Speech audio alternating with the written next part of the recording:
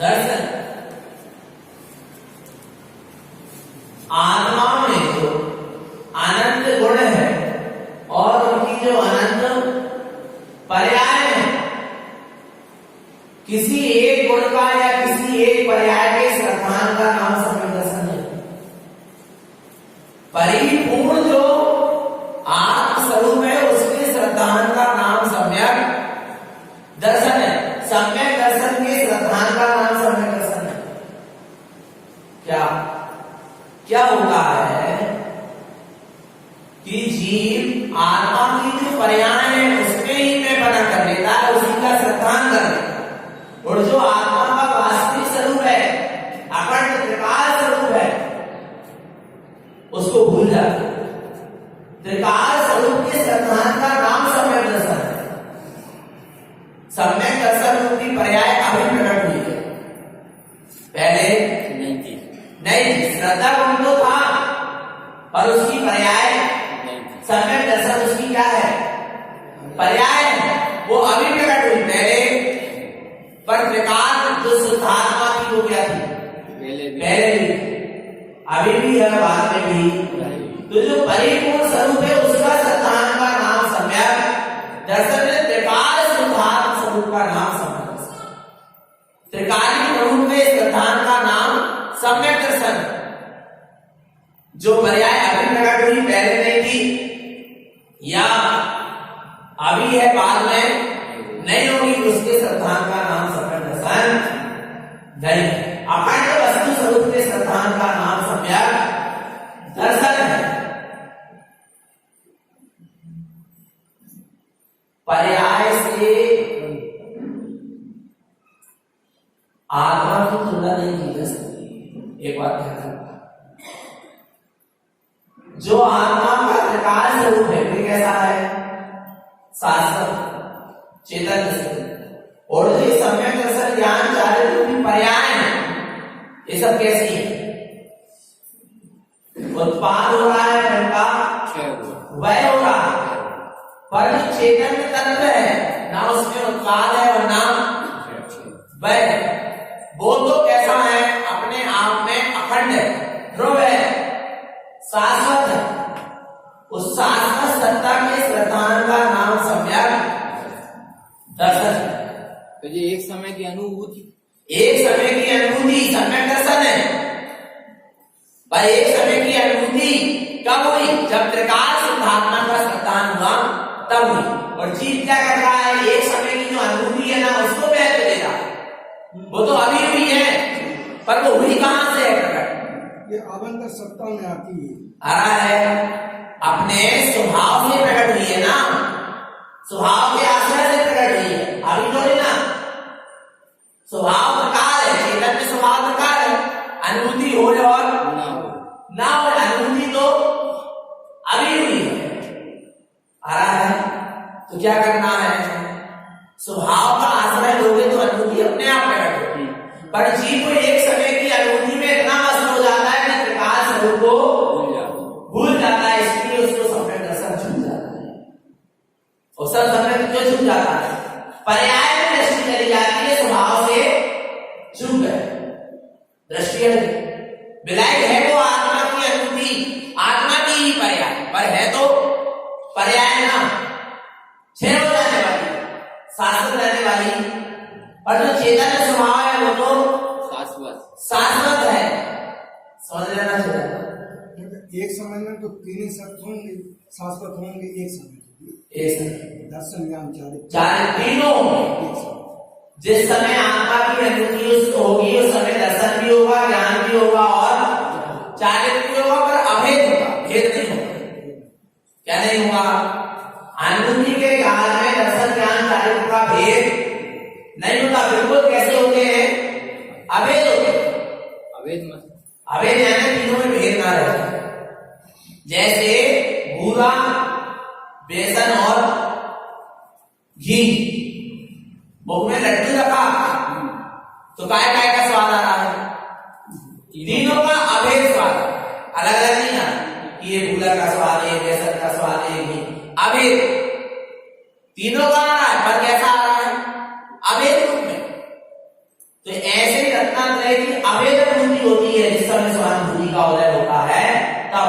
तो यहाँ कह रहे हैं अपने त्रिकाली दृढ़ स्वभाव का क्या हो जाना, श्रद्धान हो जाना ही सम्यक दर्शन है।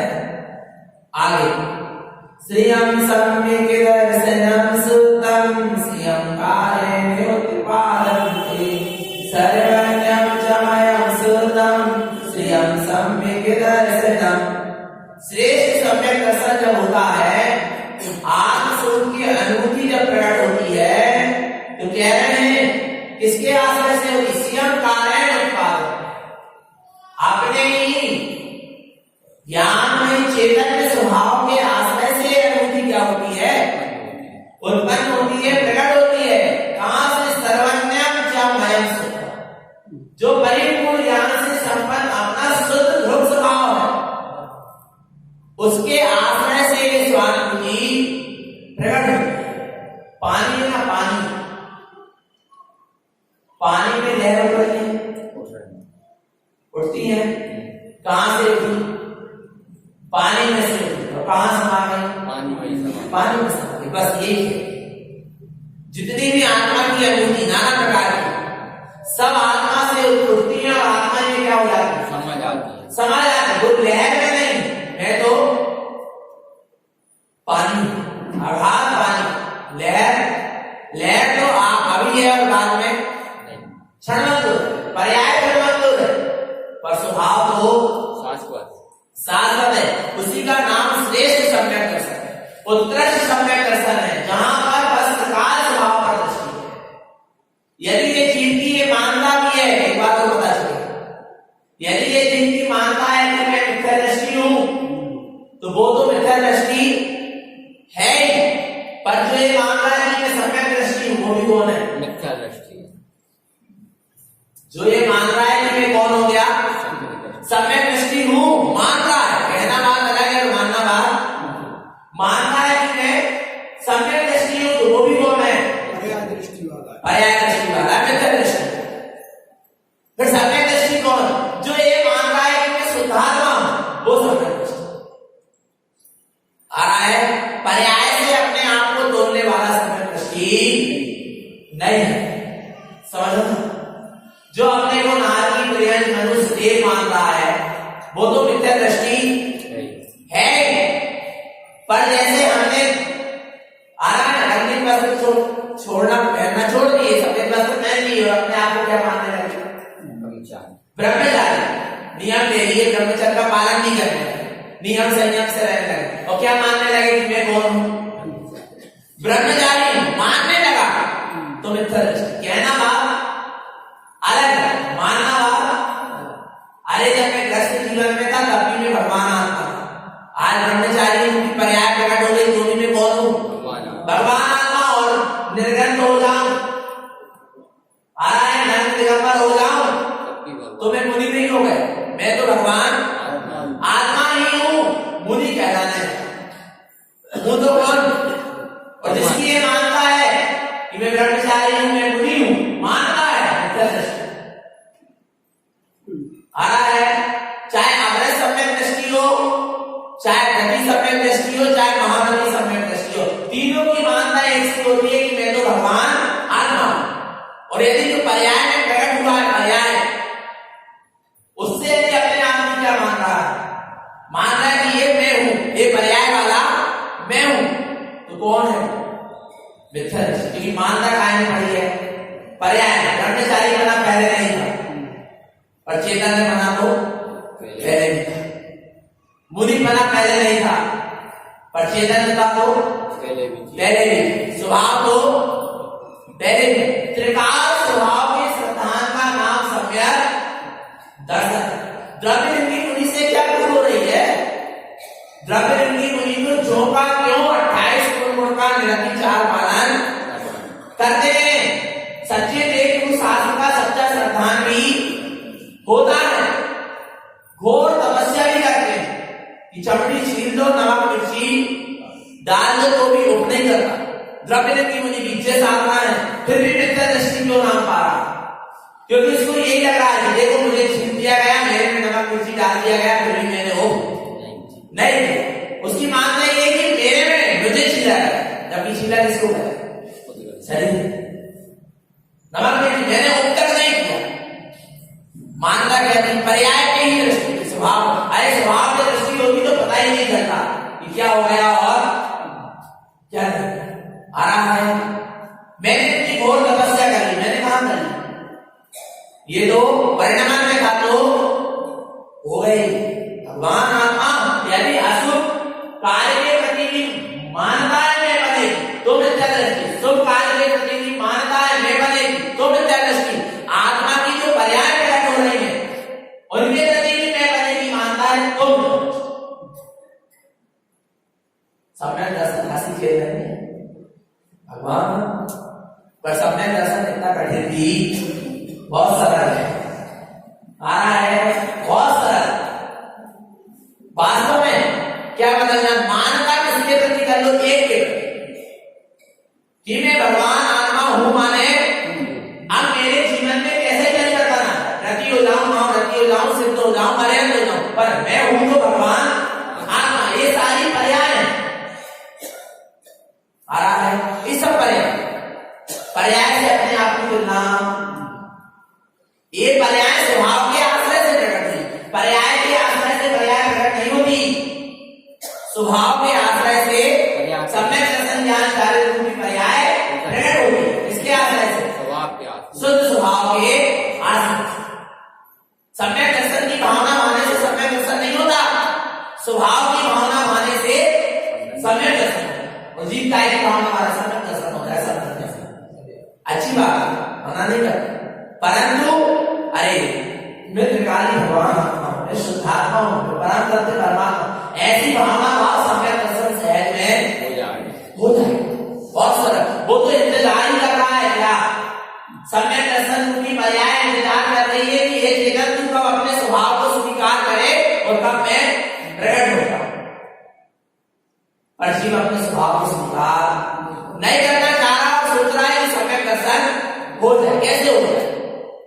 स्वभाव को स्वीकार करने की मैं शुद्ध तत्व शुद्धात्मा ही हूं, मैं परम तत्व परमात्मा ही हूं, सम्यक दर्शन सामने पड़ा है।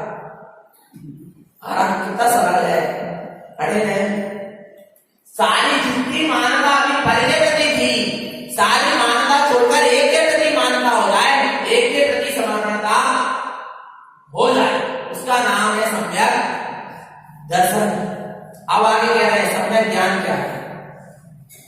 ज्ञानम च सम्यक्तं सुतं संपूर्णं त्रिलोक्यमुत्तमं सर्वज्ञं पंचमयं सुतं पदविन्दं केवलं ध्रुवं श्रियं सम्यक् ज्ञानं च श्रियं सर्वज्ञ शाश्वतं लोकालोकं च मयं सुतं श्रियं सम्यक् ज्ञान उच्यते।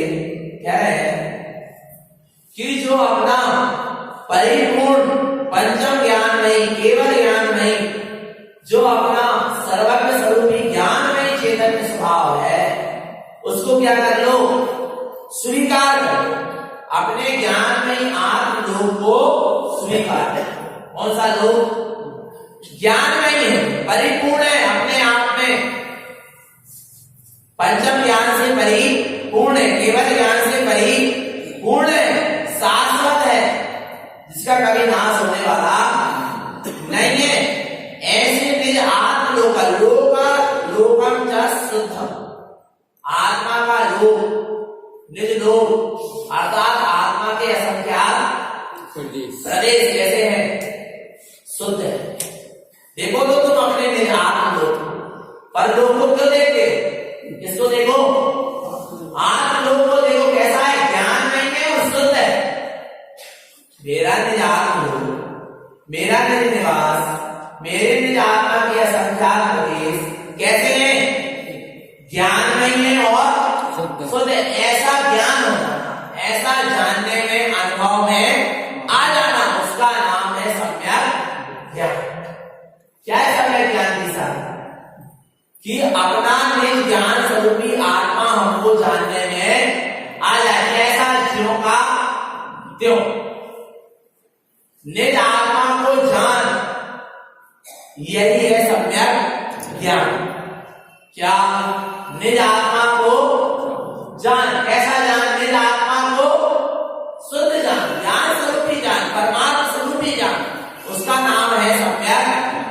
ज्ञान। जैसा आत्मा है वैसे का वैसा ज्ञान, उसका नाम है सम्यक ज्ञान, निश्चय। और जहां निश्चय सम्यक ज्ञान प्रकट होता है वहां व्यवहार सम्यक ज्ञान अपने आप प्रकट होता है। स्व पर का यथार्थ नहीं। जहां स्व का निर्णय हो जाएगा, स्व के अलावा जितना जो कुछ भी ये सब क्या है, पर है, पर का भी निर्णय अपने आप हो जाएगा। स्व पर के यथार्थ निर्णय का नाम क्या है? समय। पहले किसका निर्णय करना है? स्व का निर्णय कर दो कि मैं स्वतंत्र भगवान आत्मा ही, अब मेरे अलावा जो कुछ भी है, चेतन को चाहे अचेतन, सब मुझसे क्या है? भिन्न है। बस इतना बोध हो रहा है। आत्मबोध का जागरना ही क्या है? सम्यक ज्ञान है। सम्यक ज्ञान को प्रकट करने के लिए क्या करना पड़ता है? जिनवर कथित तत्व अभ्यास करीजे, संशय विभ्रम मोह त्याग आपो लख लीजे। क्या कह रहे हैं? जिनवर कथित तत्व अभ्यास करीजे, जिन्हें परमात्मा ने जिस आत्म तत्व की बात कही है उसका क्या करिए? अभ्यास करिए, बार बार अपनी आत्मा की सुधर करिए। इससे क्या होगा? जो सम्यक ज्ञान के दोष है, संशय विभ्रम और विमोह क्या हो जाएंगे? दूर हो जाएंगे। आप हो जाएंगे और अपने आत्म स्वरूप को क्या कर लीजिए? लग लीजिए। अपने आत्म स्वरूप को लग लेना, अनुभव कर लेना ही सम्यक ज्ञान है। सम्यक चारित्र क्या है? श्रियं सम्यक् चारित्रं सम्यक् उत्पन्न शाश्वतम् अप्पा परमप्यं सुतम् श्रियं सम्यक् चरणं भवेत् श्रियं असर्वज्ञ सारं च स्वरूपं व्यक्तिरूपेयं श्रियं सम्यक् ध्रुवं सुतम् श्रियं सम्यक् चरणं बुधैः। क्या कह रहे हैं? श्रियं सम्यक् चारित्रं, श्रेष्ठ सम्यक चारित्र क्या है? सम्यक उत्पन्न शास्त्र, जहां भीतर में अपने शास्त्र स्वरूप का सच्चा श्रद्धान उत्पन्न होता है। अप्पा परमप्य शुद्ध है, जहां जीव जान लेता है कि मैं आत्मा ही शुद्धात्मा हूं, परमात्मा हूं। श्रियम सम्यक चरणम, वहां पर ऐसे परमात्मा स्वरूप में जहां उपयोग का आचरण होता है, रमणता होती है, उसका नाम क्या है? चारित्र। इसमें रमणता होना, जो आत्मा का परमात्मा स्वरूप है उसमें क्या होना? रमणता होना, उसका नाम चारित्र है। और ये चारित्र से क्या होगा?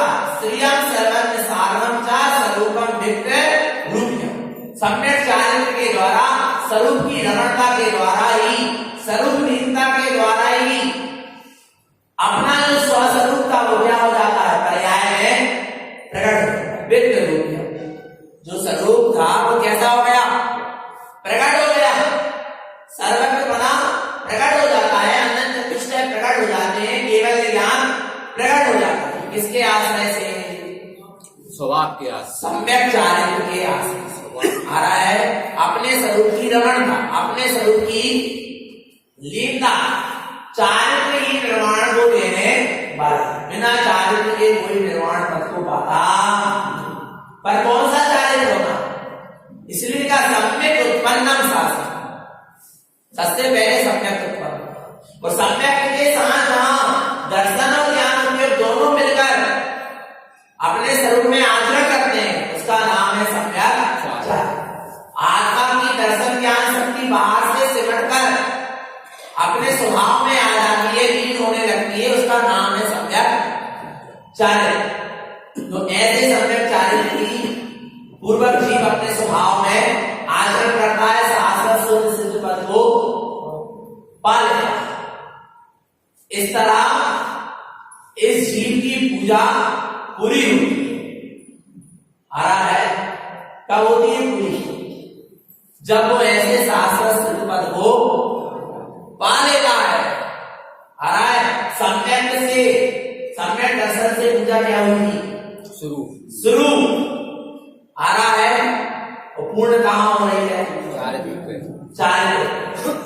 भगवान आत्मा ऐसी पूजा करो, पूजा पूज समान, अपने स्वरूप में आचरण करना ही सच्ची पूजा है, इसके सिवा कोई सच्ची पूजा सब क्रिया है। देखो कह रहे हैं अंतिम वर्णन पूरा हो रहा है इसका 75 गुणों देव पूजा, इसके बाद गुरु उपासना चल रहा है। 75 गुण वेदन्ते सारं च सुतम तुम पूजितम स्तुतम जैने भव्य जन शुद्ध दृष्टितम। 75 गुण वेदन, 75 गुणों के द्वारा अनुभव करो।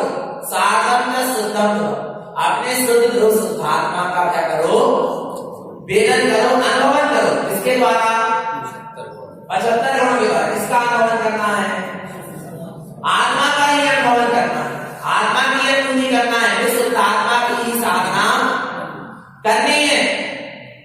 पूजता स्तुता जय, ऐसे अपने यही सच्ची पूजा है, यही सच्ची स्तुति है। अपने आत्मिक गुणों का स्मरण करना, अपने आत्मिक गुणों में रमण करना, आचरण करना ही सच्ची पूजा है, वो सच्ची स्तुति है। भव्य जन शुद्ध दृष्टि, जो ऐसी पूजा स्तुति करते हैं, अपने आत्मिक गुणों में आचरण करते हैं, अपने आत्मिक गुणों का स्मरण करते हैं, वे ही भव्य जन शुद्ध दृष्टि, वे भव्य जीव है, वे शुद्ध दृष्टि। अब आगे क्या है, एक गुण साधन चा स्वात्म चिंता सदा बुधै देव भक्तस्य पूजस्य मुक्ति गमनम ना। इस तरह से अपने आत्मस्वरूप का चिंतन होता है, जिन्हें अपने आत्मस्वरूप की दृष्टि होती है, जो अपने आत्मा के गुणों का ही आराधन करता है, उसी के लिए सच्ची देव पूजा कहिए। मुक्ति गमनम ना संशय, वो मुक्ति में जाएगा, इसमें कोई संशय नहीं, पक्का। जैसे देव पूजा करने का नहीं, तो कहां जाना है ऐसी देव पूजा करने? बोलो, अप्पा दे मध्यमी, क्या अप्पा दे मध्यमी? मैं परमात्मा इस देह के भीतर मैं स्वयं ही हूं। अपने उपयोग को उस परमात्मा में क्या कर दो, लगा दो, तो दर्शन हो जाएगा, और अपने उपयोग को उस आत्मा के लिए समर्पित कर दो, तो पूजा संपन्न हो गई। आ रहा है भगवान आत्मा, बस इसके सिवा कोई सच्ची पूजा नहीं है, वरना सच्ची पूजा कहीं बाहर से होती, क्रिया करने से पूजा नहीं होगी। स्वरूप में आचरण होगा तब सच्ची पूजा होगी। आगे देव पूजा का स्वरूप पूरा होगा। अब देव पूजा के बाद क्या है, गुरु उपासना। पर देव पूजा का स्वरूप कितनी सारी बातों में बताया गया, और गुरु उपासना की 2 बातें हैं, और देव पूजा का विशेषता से वर्णन किया गुरु महाराज। कम से कम देव पूजा की कितनी गाथाएं थी, कम से कम 50 गाथाएं। किसकी? देव पूजा की। क्यों? क्योंकि गुरु महाराज को पता था कि जीव सबसे ज्यादा भ्रमित रहेगा पंचम काल में, तो किसके नाम पर? देव के नाम पर, देव के नाम पर। इसलिए उन्होंने देव पूजा का बहुत विशेषता से वर्णन किया कि ये जगत के जीवों में भटक मत जाए, और संभाल करवाइए गुरु महाराज। वास्तव में चेतन मानता, पर अपन समझ जाए तब कोई बात है, तो समझे सभी, अभी तो समझे हमारे साथ पता चले। आगे गुरु से ग्रंथ मुक्त से राग दोषम चिंतय रत्नात्रयं वयं सुतम मिथ्या माया विमुक्तयं गुरुं त्रिलोके वेदन्ते ध्यानं धर्मं च संयुतं तद्गुरुं सार्धं नित्यं रत्नात्रयं लंकृतं। गुरु से ग्रंथ मुक्त, गुरु वे हैं जो परिग्रह से रहित, 14 अंतन और 10 बैरम। पहला परिग्रह क्या है? मिथ्या। और जो गुरु मिथ्या से रहित नहीं है वो गुरु नहीं है। नहीं धारण किया। लोग बहुत पूछ रहे हैं सच्चे गुरु की पहचान कैसे करें? हम तो कह रहे हैं एक ही पहचान करें, जिनके जीवन से अभी ग्रह मिथ्या नहीं गया है वो सच्चे गुरु नहीं हो सकते। बस सीधी सी बात। तो कह रहे हैं 24 प्रकार के परिग्रह से जो रहित होते हैं क्या कहलाते हैं? सच्चे गुरु। राग ना वे राग द्वेष करते हैं और ना राग द्वेष आदि दोषों का चिंतन करते हैं। उनके अंदर कोई राग द्वेष जे हमारे तुम्हारे कोई राग द्वेष अर्था कारण असी प्रहारण में सदा समता। कोई आरती उतार दे तो प्रसन्न नहीं होते और कोई असी प्रहार तलवार से प्रहार कर दे तो उसके प्रति द्वेष नहीं। जो आरती उतारता उससे राग नहीं करते और जो तलवार से प्रहार करता उससे द्वेष आ रहा है। ऐसे होते हैं भाव की रागी साधु। नहीं तो जो दान दे रहे हैं भगवान आत्मा हम उनको पूछेंगे, उनके घर में हाथ करें। बाकी बेचारे लोग जो नहीं करा पा रहे दान नहीं दे पा रहे और श्रद्धा से खड़े हैं और क्या विचार करो आ रहा है। सच्चे साधु नहीं, सच्चे गुरु नहीं है। एक गरीब आया मिलने के लिए तो महाराज समाई करता है, एक मंत्री आ जाए सेठ आ जाए समाज के तो सारी समाई छूट गई।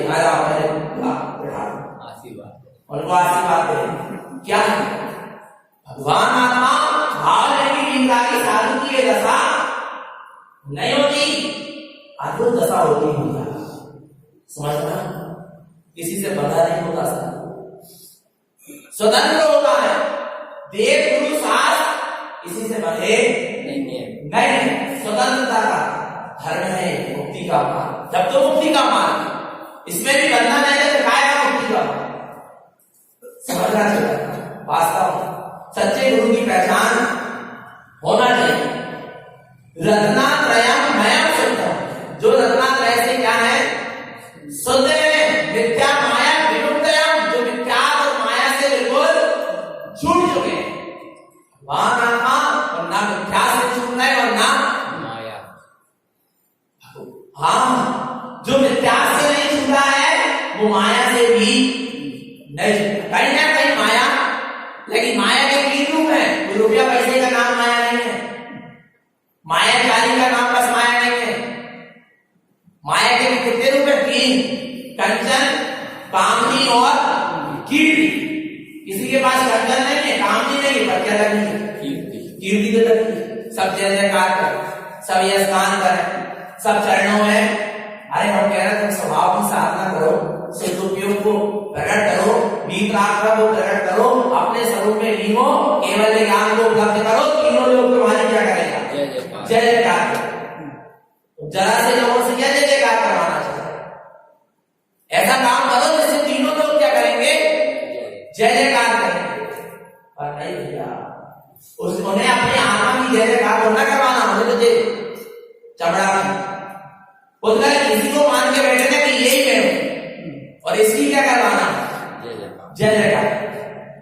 आ रहा है भगवान, इसकी करना है जय जयकार, अपने स्वभाव की जय जयकार। आगे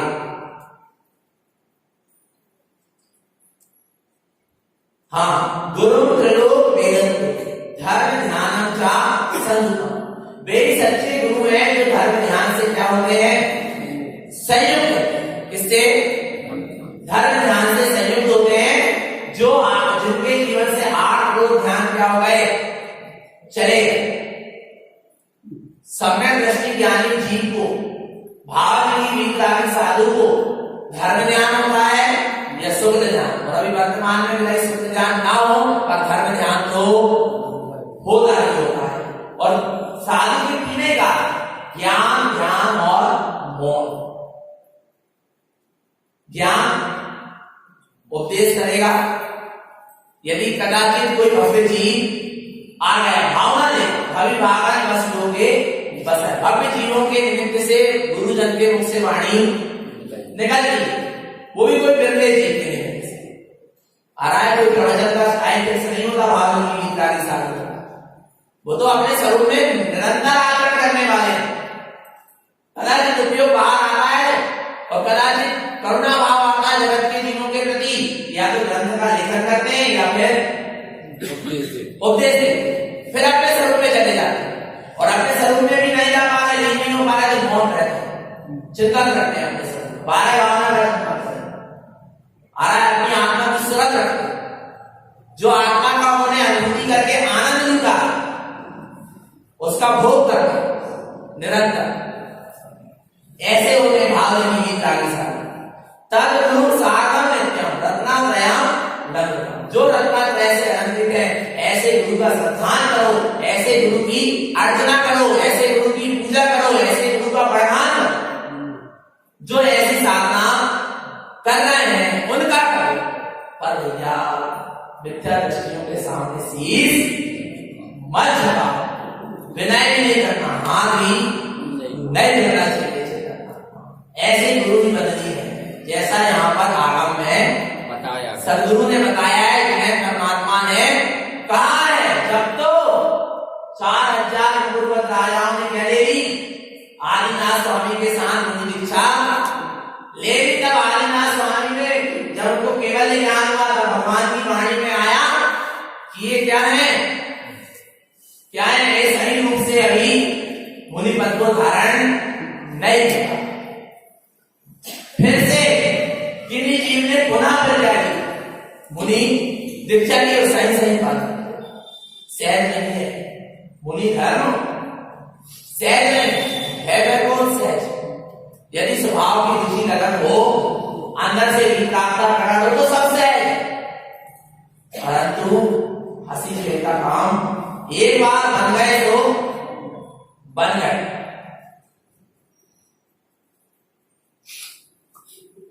आगे शास्त्र स्वाध्याय,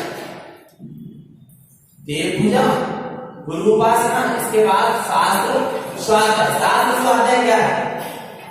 स्वाध्याय शुद्ध ध्रुवम चिंते शुद्ध नैर्विकासिकम शुद्ध संपूर्ण दिष्टं च ज्ञानमयं साधं ध्रुवम। स्वाध्याय शुद्ध चिंतस्य मन वचन काय निरोधनम त्रिलोकम की अर्थम सुतम स्थिरम शाश्वतम ध्रुवम। स्वाध्याय शुद्ध ध्रुवम चिंते, अपने शुद्ध ध्रुव स्वभाव का चिंतन करना ही क्या है? स्वाध्याय शुद्ध तत्व प्रकाश का। इससे क्या होगा? अपने शुद्धात्म तत्व का प्रकाश होगा, अनुभव होगा, स्वानुभूति का प्रकाश होगा। शुद्ध संपूर्ण निष्ठम चा ज्ञानमय साधन, दृष्टि में स्वाध्याय करने से, स्वाध्याय करने से, अपनी शुद्धात्मा का चिंतन करने से अपनी दृष्टि में अपना शुद्ध स्वरूप आएगा। ज्ञानमय साधन और ज्ञान में गुरु स्वभाव की साधन। पर स्वाध्याय तो कर रहे हैं और पढ़ना तो नहीं। गुरु महाराज ने सूत्र दिया, पढ़े गुने मूढ़ ना रहे। पढ़े सुने मूढ़ ना रहे, पढ़े गुने मूढ़ ना रहे। पढ़कर गुनेगा, आचरण में लाएगा, स्मरण रखेगा, आचरण में लाएगा तो क्या नहीं रहेगा? मूढ़ नहीं रहेगा, मिथ्या दृष्टि नहीं रहेगा, ज्ञानी नहीं रहेगा। पर सिर्फ पढ़ लिया, सुन लिया, बता दिया नहीं, क्या करना पड़ेगा? गुनना पड़ेगा। गुनना पड़ेगा यानी जीवन में उतारना पड़ेगा। आगे स्वाध्याय शुद्ध चिंतस्य मन वचन काय निरोधनम त्रिलोकम की अर्थम सुतम स्थिरम शाश्वतम ध्रुवम। गुरु महाराज कह रहे स्वाध्याय क्या है? स्वाध्याय कैसे होता है? मन से होता है या वचन से होता है या शरीर से होता है? कैसे होता है स्वाध्याय? स्वाध्याय यानी वीतरागी जिनेंद्र भगवान की देशना आ रहा है। स्वाध्याय करना यानी जो भावयोगी वीतरागी साधु के अनुभव से जो सूत्र निकले, जो वाणी निकली, उसको आत्मसात करना। तो क्या करना पड़ेगा? कैसे करना पड़ेगा स्वाध्याय? मन वचन काय की स्थिरता, एकाग्रता पूर्वक व्यवहार में जिन वाणी को पढ़ो उसके अर्थ को समझो। मन वचन काय की एकाग्रता व्यवहार। और गुरु महाराज क्या कह रहे हैं? मन वचन काय निरोध। स्वाध्याय शुद्ध चिंतन से मन वचन हटाओ और स्वभाव पर दृष्टि लगा। और सुनो, मन वचन काया से दृष्टि हटेगी तो कहां लगेगी? स्वभाव में। स्वभाव में। जीव का उपयोग अभी कहां लगा है? मन वचन या काय में। और मन वचन काय से हटेगा तो कहां लगेगा? स्वभाव में, सहज। तो मन वचन काय का निरोध कर अपने रत्नात्रय में निःशुद्धात्म लोक में अपने शाश्वत स्वभाव में स्थिर हो जाना, उसका नाम सच्चा स्वाध्याय है। जिनवाणी सुनते सुनते उपयोग स्वरूप में जाकर क्या हो जाए? स्थिर हो जाए। जिनवाणी पढ़ते पढ़ते स्वरूप की दृष्टि हो जाए, उसका नाम स्वाध्याय है। वास्तव में आत्मा की चर्चा सुनते सुनते आत्मा का रस आने लगे, आनंद आने लगे, आत्मानंद का भोग होने लगे, स्वरूप की तरफ दृष्टि जाकर एकाग्रता बनने लगे, उसका नाम सच्चा स्वाध्याय है। अब कह रहे हैं देव पूजा, गुरु उपासना, शास्त्र स्वाध्याय, संयम। संयम संयम कृत्वा संयम दुविधि भवेत् इंद्रियाणां मनोनाथा रक्षणं त्रस्तावरम्। क्या कहते हैं? संयम करना, अपने शुद्ध सम्यक स्वरूप की सुरत रखना ही क्या है? संयम। संयम दो प्रकार का, निश्चय में तो अपने में शुद्ध आत्मा की क्या बनी रहना चाहिए? सुरत। और जहां में शुद्ध आत्मा की सुरत बनी रहेगी तो इंद्रिया नाम मनोनाथ, 5 इंद्रिय और 5 इंद्रियों का राजा, नाथ यानी राजा। कौन है? मन। 5 इंद्रिय और 5 इंद्रियों का राजा मन को क्या करना? बस में करना, अर्थात 5 इंद्रिय और मन के विषयों में रत नहीं होना, उसका नाम क्या है? इंद्रिय संयम। और प्राणी संयम क्या है? रक्षणम त्रस्तावर, त्रस और स्थावर जीवों की अर्थात सरकाए गए जीवों की रक्षा करना, इसका नाम क्या है? संयम। कौन सा संयम? प्राणी इंद्रिय संयम। और जिसको आत्म स्वरूप की सुरत होगी फिर वह 5 इंद्रियों में रत नहीं होगा, 5 इंद्रियों के विषय भोग नहीं भोगेगा, उसको 5 इंद्रियों के विषय भोगों के प्रति आसक्ति, रुचि, राग नहीं होगा। सहज में उसका इंद्रिय संयम पड़ेगा, और जिसका इंद्रिय संयम पड़ेगा उसका प्राणी संयम सहज में पड़ेगा। स्पर्शन इंद्रिय को बस में कर लिया, आ रहा है। अब 5 स्पर्शन इंद्रिय के विषयों में आसक्ति बनाने में 5 इंद्रिय में स्पर्शन इंद्रिय के विषय क्या है? हल्का भारी, कड़ा नरम, सूखा चिकना, ठंडा गर्म। देखना 5 इंद्रियों के विषयों में विषयों को भोगने के भोगता है जब जीव, तो निश्चित है सड़काए गई जीवों की क्या होती है? हिंसा। शरीर में गर्मी लग रही, क्या चालू कर दिया? पंखा। तो क्या हो गया? स्पर्शन इंद्रिय को बस में नहीं कर पाए, इसकी त्रस स्थावर की क्या होने लगी? हिंसा होने लगी। रसना इंद्रिय बस में नहीं है, तो अभक्ष्य पदार्थ क्या करना है? खाना है, जिससे अनंत जीवों का क्या हो रहा है? खाना।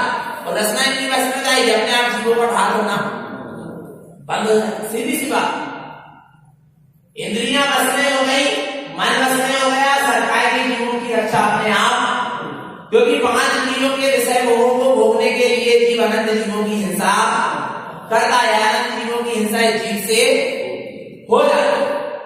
और जहां 5 इंद्रिय और मन बस में है, वहां पर भी सरकाए गई जीवों की हिंसा नहीं होगी। 5 इंद्रिय और मन बस में कब होगा? जब उपयोग को अपने स्वभाव की रुचि लगेगी, उसको फिर 5 इंद्रियों के विषय अच्छे नहीं लगेंगे, अरुचि लगेगी, अरुचि हो जाएगी, क्योंकि स्वभाव से क्या हो गई? रुचि। सहज में इंद्रिय संयम बनेगा, और जैसा मैं भगवान आत्मा हूं ऐसे जगत के जीव भी भगवान आत्मा है। तो सब खाएंगे जीवों की हिंसा क्यों करेंगे? क्योंकि उसमें भी उनको क्या दिख रहा है? भगवान आत्मा। जब एक भगवान आत्मा दिख रहा है अन्य जीवों में भी, तो भगवान आत्मा के घात के भाव कैसे होंगे? हिंसा के भाव कैसे? सहज में संयम करेंगे। आगे सच्चा संयम क्या है? संजयनम संजयनम शुद्धम शुद्ध तत्व प्रकाशकम धीरत्वम ज्ञान ज्ञान जलम शुद्धम स्नानम संजनम जो गुरु महाराज कह रहे हैं अपने आत्म स्वरूप की सुरत रखते हुए जब उपयोग अपने स्वरूप में आचरण करेगा तो शुद्धात्म तत्व का प्रकाश होगा। रत्नात्रय में ज्ञान जल में स्नान करना है। सच्चा क्या है? संयम है। क्या है सच्चा संयम? ज्ञान में जो आत्मा है उस ज्ञान में आत्मा में अपमान करना, उसमें लीन रहना ही उत्तम संयम है। सच्चा संयम है। ऐसे संयम के जल में क्या करो? स्नान करो, तब आत्मा क्या होगी? शुद्ध होगी, पवित्र होगी। ऐसा यहाँ पर तो संयम का पालन होना चाहिए और सभी लोग संयम का पालन भी करते हैं अपनी अपनी भूमिका के अनुसार। पर काय के लिए कर रहे हैं? जे मुख्य है। संयम का पालन तो कर रहे हैं पर किस लिए कर रहे हैं? उसके पीछे हमारा अभिप्राय क्या है? अभिप्राय ये अपने सुधार स्वरूप की साधना, अपने आत्म स्वरूप की दृष्टि, ये संयम पालन करने के पीछे हमारा अभिप्राय होना चाहिए, तो फिर वो सच्चा संयम। आगे तब क्या है? देव पूजा, गुरु उपासना, शास्त्राध्याय, संयम और अब तपम अप्यसद्भावम शुद्ध तत्व सचिन्तनम शुद्ध ज्ञानमयम शुद्धम तथाहि निर्मलम तपम। अपना जो आत्मा का सद्भाव है, जिसका कभी अभाव होने वाला, ऐसा जो शुद्ध स्वभाव है, जो शुद्ध तत्व है, सचिंतन, उसका क्या करना? चिंतन करना।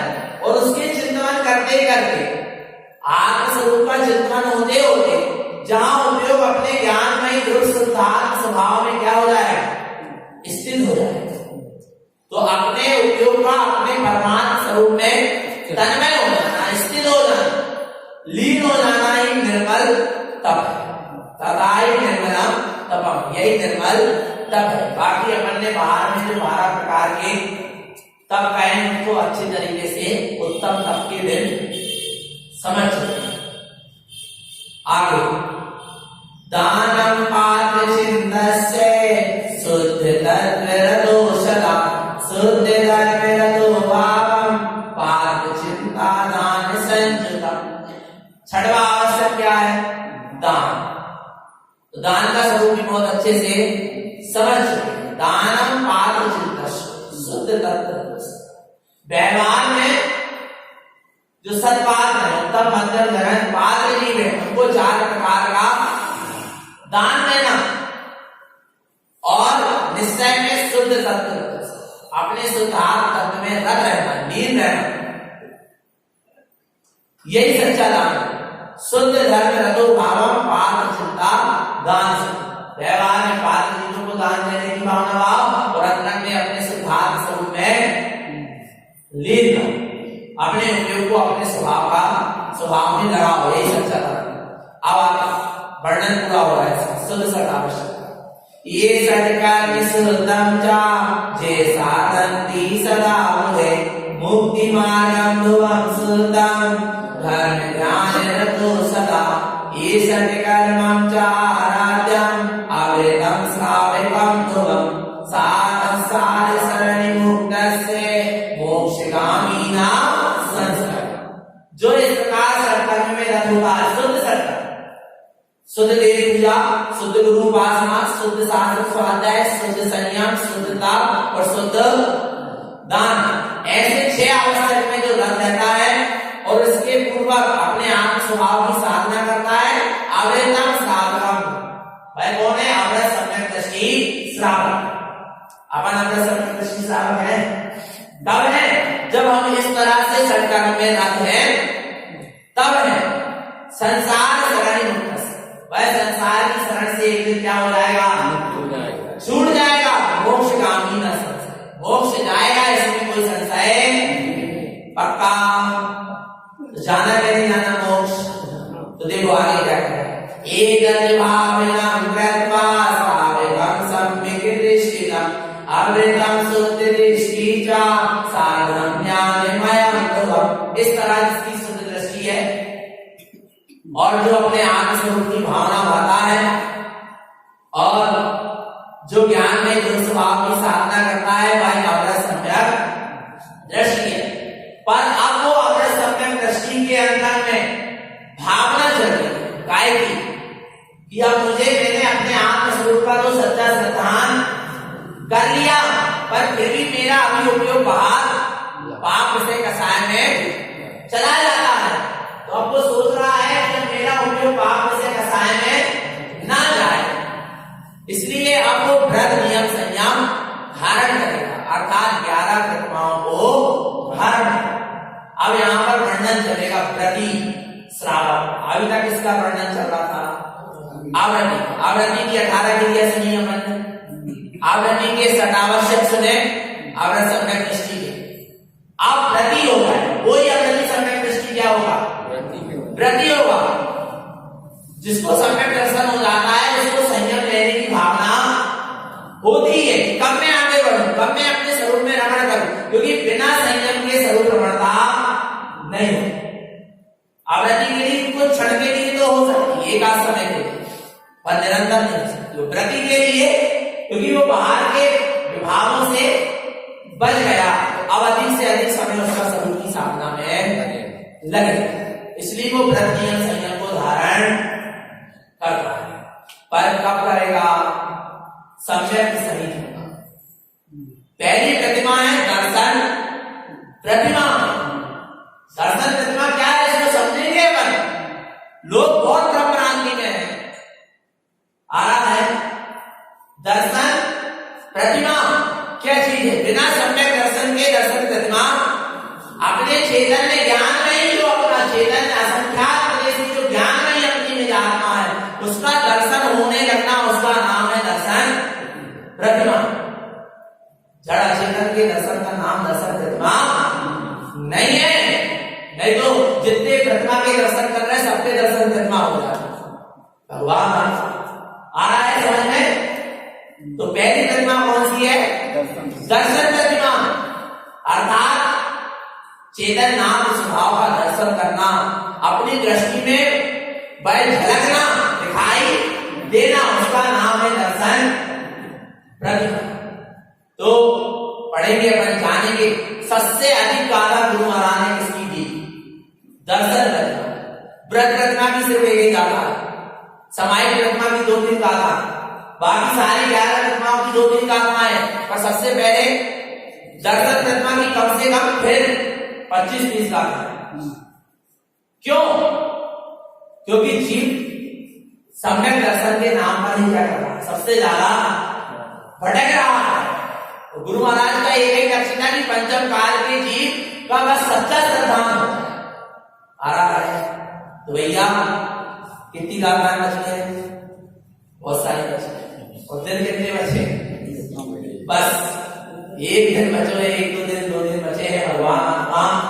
परंतु क्या करना?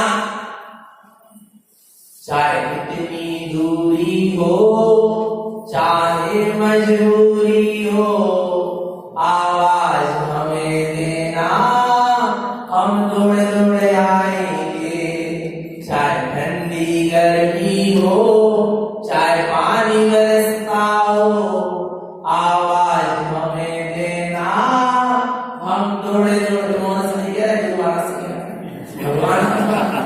आवाज हमें देना, हम दौड़े दौड़े आएंगे। आ रहा है। परंतु सुनो चेतन, हम मुनि बन जाएंगे, हम ध्यान लगाएंगे, हम मुनि बन जाएंगे, हम मुक्ति पाएंगे। आवाज हमें देना, हम कभी नहीं आएंगे। वास्तव में अपन पुकार लगाए इसके लिए गुरु महाराज के लिए। गुरु महाराज आपकी देशना हमको ऐसे ही मिलती रहे, हमें ऐसे ही सुनते रहे, अपने आप स्वरूप की अनुभूति हमें शीघ्र ही शीघ्र, हमारे संयम का मार्ग शीघ्र ही शीघ्र बने, हम शीघ्र ही शीघ्र मुक्ति को प्राप्त। ऐसी क्या करें अपन? कितनी मजबूरी हो, कितने की विषम परिस्थिति हो, पर हम सत्य से समझौता नहीं इतनी धरता रखना भगवान आता तब मिलेगी गुरुवाणी सुनने के बाद। तो जरा वो समझौता कर लोगे, जरा वो विज्ञान की पुष्टि करोगे, दूर हो जाओगे सत्य से। इसलिए भैया क्या रहो दृढ़। बोलो श्री गुरु महाराज की जय।